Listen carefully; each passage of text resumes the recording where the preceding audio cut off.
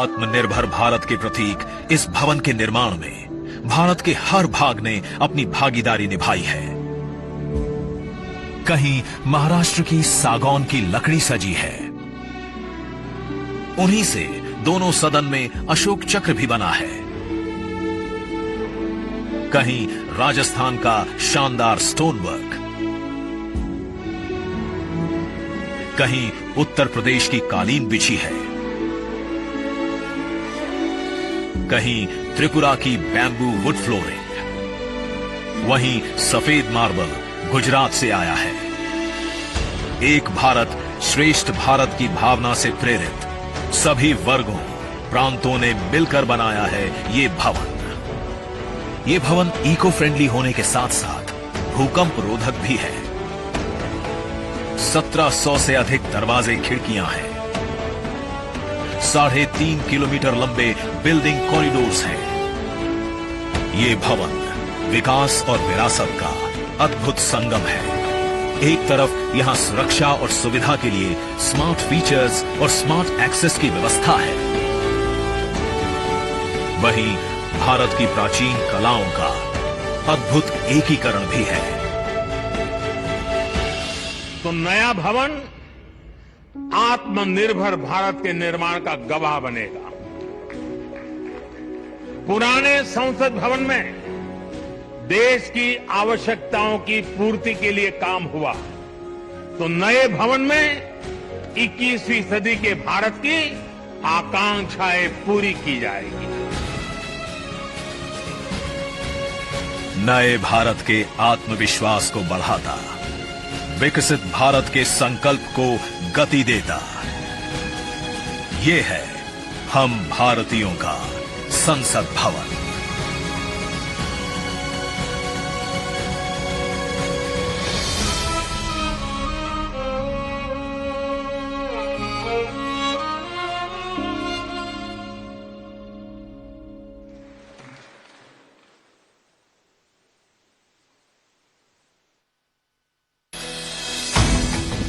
आज का ये दिन महत्वपूर्ण है। माननीय प्रधानमंत्री श्री नरेंद्र मोदी ने एक नया इतिहास रचा है। पूर्व की कई सरकारों ने नए संसद भवन की आवश्यकता पर चर्चा की थी। माननीय प्रधानमंत्री ने इस पर विचार किया और नए भारत के निर्माण की अपनी दूरदर्शिता के साथ उन्होंने नए संसद भवन का निर्माण कराया, जो हमारी विरासत और परंपराओं को आधुनिकता से जोड़ती है। साथियों, नए संसद भवन का निर्माण नूतन और पुरातन के सह अस्तित्व का उदाहरण है। ये नई संरचना लगभग 59,000 श्रम वीरों के योगदान से बनाई गई है। माननीय प्रधानमंत्री ने राष्ट्र की ओर से उनका आभार प्रकट किया है। 75 वर्ष पहले की स्वतंत्रता की भावना को पुनर्जीवित करते हुए माननीय प्रधानमंत्री ने आज तमिलनाडु के अधीनमों से सेंगोल को स्वीकार किया है। सेंगोल राष्ट्र के लिए न्यायपूर्ण और निष्पक्ष शासन का स्मरण कराता है। सेंगोल तमिल शब्द सेम्मई से लिया गया है, जिसका अर्थ है नीति परायणता। इसके शीर्ष पर न्याय के प्रतीक पवित्र नंदी अपनी अचल दृष्टि में विराजित हैं।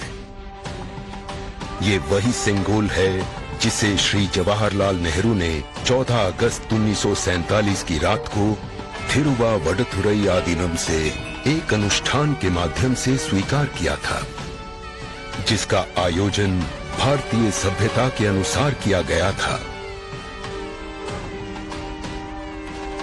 उसके बाद इस पवित्र सेंगोल को यथोचित सम्मान और स्थान न मिल सका, जो मिलना चाहिए था। कहानी मुड़ती है तमिलनाडु के कांचीपुरम की ओर, जहां पूजनीय कांची मठ का आसन है। 15 अगस्त 1978 मठ के 68वें प्रमुख परम पावन श्री चंद्रशेखरेंद्र सरस्वती स्वामीगढ़, जो महापेरियवा अर्थात प्रबुद्ध ज्येष्ठ के रूप में जाने जाते हैं, वे सेंगोल वृतांत को स्मरण करते हुए अपने अनुयायी डॉक्टर आर सुब्रमण्यम से इसका वर्णन करते हैं। जिसे उन्होंने अपनी किताब में स्थान दिया है। महापेरियवा ने बताया कि स्वतंत्रता दिवस के अवसर पर सेंगोल ने एक महत्वपूर्ण भूमिका निभाई थी। हमारे इतिहास की किताबों में यह तथ्य अवश्य होना चाहिए था, लेकिन गत कई वर्षों में कहीं भी इसका उल्लेख नहीं किया गया है। एक बार इस अद्भुत संस्मरण के सार्वजनिक होने पर तमिल मीडिया व प्रकाशनों ने इसे अपने संपादनों और वेबसाइटों में वरीयता दी। माननीय प्रधानमंत्री एक परंपरागत प्रतीक की खोज में थे। तत्पश्चात सेंगोल ने उनका ध्यान आकर्षण किया। उन्होंने इसकी जांच करवाई, जिसका प्रमाण मीडिया विश्लेषणों और पुस्तकों में मिला। आखिरकार सेंगोल की खोज पूरी हुई। यह ऐतिहासिक सेंगोल इलाहाबाद संग्रहालय में मिला। ये चोला साम्राज्य से चली आ रही हमारी भारतीय सभ्यतागत प्रथा है। चोला सदियों तक हमारे उपमहाद्वीप के अग्रणी साम्राज्यों में से एक थे। सबसे महत्वपूर्ण बात यह है कि सेंगोल के प्राप्तकर्ता के पास न्यायपूर्ण और निष्पक्ष रूप से शासन करने का आदेश होता है, जिसे तमिल में आणई कहा जाता है। इस विचार से माननीय प्रधानमंत्री प्रभावित हुए। उनके अनुसार जनता के लिए चुने गए लोगों को इस आदेश को कभी नहीं भूलना चाहिए। उन्होंने यह निश्चय किया कि इस अद्वितीय प्रतीक को अमृतकाल के प्रतिबिंब के रूप में अपनाया जाना चाहिए, ताकि राष्ट्र अनंत संभावनाओं से परिपूर्ण रहे। सेंगोल को आज सुबह संसद में उसके सुयोग्य स्थान पर स्थापित किया गया। यह सभी के लिए भारत सरकार के न्यायपूर्ण और निष्पक्ष शासन के अटूट संकल्प का स्मरण कराता है। इस दृढ़ता के साथ भारत विश्व गुरु के रूप में अपना यथोचित स्थान ग्रहण करने की ओर बढ़ रहा है।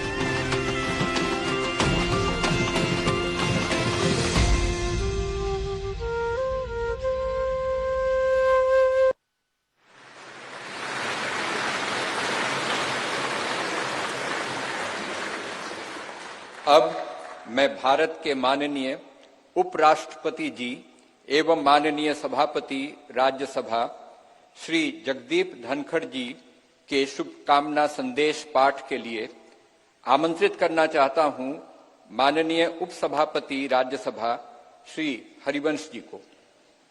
माननीय हरिवंश जी। भारत के उपराष्ट्रपति संदेश। भारतीय लोकतंत्र की अभूतपूर्व विकास यात्रा की इस महत्वपूर्ण ऐतिहासिक घड़ी और गौरव क्षण में पूरे देश को हार्दिक बधाई देते हुए मुझे अपार खुशी है। हमारा मौजूदा संसद भवन आजादी मिलने से आज दुनिया की एक बड़ी ताकत के रूप में भारत की पहचान बनने तक की ऐतिहासिक यात्रा का गवाह है। मुझे पूरा यकीन है कि इस अमृतकाल के दौर में बना नया संसद भवन आगे भी हमारी तेज प्रगति का साक्षी रहेगा। आत्मनिर्भर भारत बनाने से लेकर जनता की मूलभूत सभी जरूरतों की पूर्ति तक, देशवासियों को सशक्त बनाने से लेकर समग्र गरीबी उन्मूलन तक, यह गौरवशाली भवन भावी दशकों के दौरान अनेक ऐतिहासिक पलों का अध्याय लिखेगा। नई संसद हमारी शाश्वत धाराओं का प्रतीक है। यह हमारी समृद्ध भारतीय वास्तुशिल्प, परंपरा एवं सांस्कृतिक विरासत के साथ प्रगति विकास के लिए आधुनिक टेक्नोलॉजी को सर्वोत्तम तरीके से आत्मसात करने की हमारी क्षमता को भी प्रदर्शित करता है। वैश्विक कोविड महामारी से उत्पन्न चुनौतियां हमारे कर्मठ व प्रतिबद्ध श्रम शक्ति के अटल संकल्प को रोकने में विफल रही।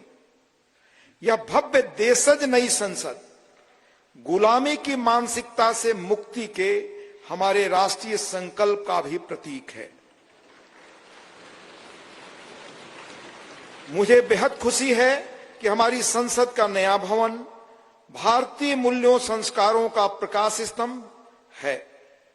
इसमें हमारे मुल्क की विविधता, देश के हर कोने से लाई गई कलाकृतियां व मूर्तियां हैं, जो भारतीय कला तथा संस्कृति की श्रेष्ठतम प्रदर्शनी के रूप में इसकी भव्यता में चार चांद लगाती हैं।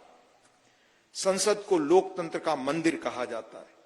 यह वर्तमान और भावी पीढ़ियों की आकांक्षाओं, हसरतों की सुचारू पूर्ति सुनिश्चित करने के साथ ही सनातन परंपराओं तथा श्रेष्ठ लोकतांत्रिक मानकों के संरक्षक के रूप में भी काम करता है। संसद का यह भवन देश के कोने कोने के भिन्न भिन्न श्रेष्ठ विचारों को प्रतिबिंबित करेगा। इनके बीच राष्ट्रीय सहमति बनाने की दिशा में इसका अमूल्य योगदान होगा। मेरा दृढ़ विश्वास है कि संसद का नया भवन नीतियों और विधानों के माध्यम से देश के हाशिए के लोगों को विशेष तरजीह देते हुए सभी देशवासियों की आवश्यकताओं और आकांक्षाओं का सक्रियता से समाधान सुनिश्चित करेगा। इस तरह भारत की बुनियादी प्रतिबद्धता को और सुदृढ़ करेगा। यह मुल्क लोकतंत्र का पालना है। दुनिया के सबसे पुराने और बड़े लोकतांत्रिक देश के रूप में भारत लोकतांत्रिक मूल्यों और प्रक्रियाओं के वैश्विक फैलाव और संरक्षण में सहायक रहा है। मैं आश्वस्त हूं कि सम्मान, महिमा, विज्ञान, महान संस्कृति का प्रतीक संसद का नया भवन लोकतंत्र को जीवंत रखने एवं सुदृढ़ करने की दिशा में हमारे सतत प्रयासों को पुनः नई ऊर्जा और बल देगा और सफलता का मार्ग प्रशस्त करेगा। यह कहते हुए मुझे अपार खुशी है कि माननीय प्रधानमंत्री श्री नरेंद्र मोदी जी, जो आजादी के बाद जन्म लेने वाले हमारे मुल्क के पहले प्रधानमंत्री हैं, इस शानदार भवन का लोकार्पण कर रहे हैं। जैसा कि मैं अक्सर कहता हूं और मेरा दृढ़ विश्वास है कि संसद लोकतंत्र का मार्गदर्शक ध्रुव तारा यानी नॉर्थ स्टार है। संसद लोगों के जनादेश को प्रतिबिंबित करने वाला सबसे प्रामाणिक मंच है। किसी देश की नियति को दिशा देने में इसकी निर्णायक भूमिका असंदिग्ध है और यह प्रजातंत्र का मूल मंत्र और सार है। तकनीकी रूप से सशक्त संसद निश्चित रूप से संसद सदस्यों को राष्ट्र की नियति को आकार देने के लिए अपनी ऊर्जा और प्रतिभा को श्रेष्ठतम रूप से उजागर करने में सक्षम बनाएगी। लोकतांत्रिक मूल्यों को प्रस्फुटित करना सुनिश्चित करेगी। लोकतंत्र के मंदिर के रूप में संसद की उदात्तता को बढ़ाएगी। मुझे पूरी उम्मीद है कि नया भवन भविष्य की भावी चुनौतियों के बीच भारत का पथ प्रदर्शक बनेगा। हमारी साझा उमंगों, आकांक्षाओं और अभिलाषाओं को सार्थक और सशक्त दिशा देगा। हार्दिक शुभकामनाएं। अंत में देश के माननीय उपराष्ट्रपति जी आदरणीय श्री जगदीप धनखड़ जी का हस्ताक्षर, दिनांक 28 मई 2023, नई दिल्ली।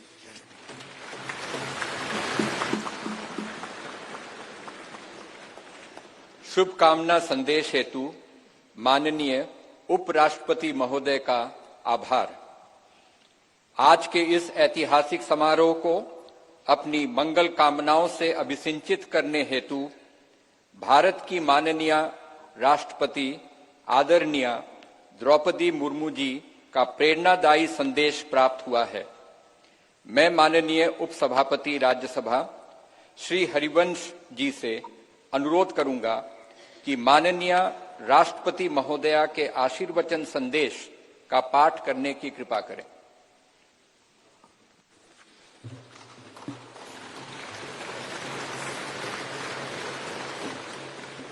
राष्ट्रपति भारत गणतंत्र संदेश। संसद के नए भवन के उद्घाटन का यह महान अवसर भारतीय इतिहास में स्वर्णाक्षरों में दर्ज रहेगा। इस अवसर पर यह संदेश प्रेषित करते हुए मुझे अपार प्रसन्नता हो रही है। नए संसद भवन का उद्घाटन हमारी विशाल और विविधतापूर्ण